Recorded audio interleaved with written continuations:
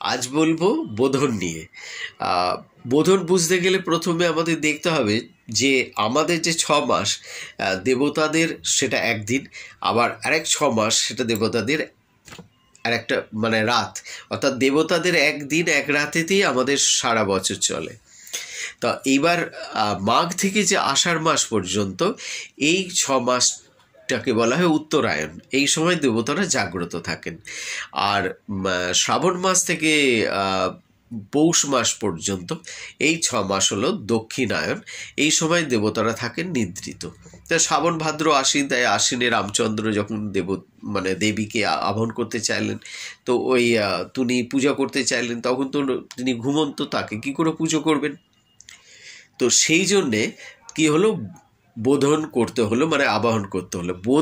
বোধন শব্দটার অর্থ হচ্ছে জাগরণ, বোধের জাগরণ, চৈতন্যের জাগরণ। তা আমার প্রশ্ন এই জায়গাটাতেই যে যিনি মা জগৎ জননী, তিনি তো নিজেই স্বয়ং চৈতন্যময়ী।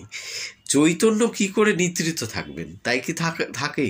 চৈতন্য তো সদা জাগ্রত, আমাদেরকে উন্নীত করার জন্য। সেইখানে আসলে একটু চিন্তা করলে দেখা যাবে যে দেবী নয়, আসলে আমরা নিজেরাই, যে সন্তানরাই, দেবীর সন্তানরাই, তারা এই পার্থিব বস্তুর মোহ মায়ায় আবিষ্ট হয়ে আছে।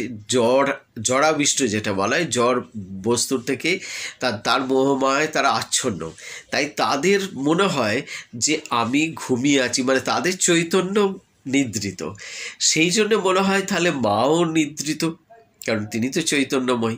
সেই জন্য মাকে জাগাও, মাকে জাগিয়ে ডেকে বলো, জাগো মা, জাগো মা, তুমি এইবার, আমি তোমার অর্চনা করব, তুমি আমাকে আমার অভীষ্ট, মানে আমার যে দেহবর্তী বা বাইরের শত্রুকে আমি যেন মারতে পারি, এবং আমাদের যে ঐশ্বর্য যেন আমরা পাই।